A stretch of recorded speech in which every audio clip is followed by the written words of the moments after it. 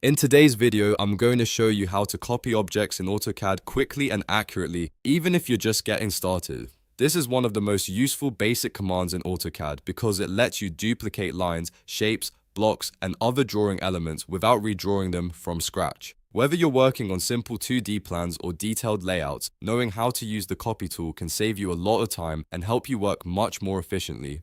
If this video helps, make sure to hit the like button and subscribe for more AutoCAD tutorials just like this.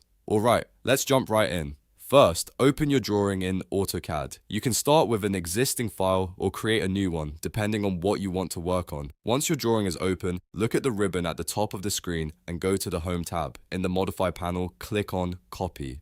This activates the copy command and tells AutoCAD that you want to duplicate selected objects. Now you need to choose the object or objects you want to copy. Click on the item you want, and if you need to select more than one, keep clicking each additional object until everything you want is highlighted. Once you've selected the objects, press Enter on your keyboard to confirm your selection. This moves you into the next step of the command. AutoCAD will now ask you to specify a base point. The base point is the starting point for the copy, so click anywhere on the object or at a point that makes sense for your placement.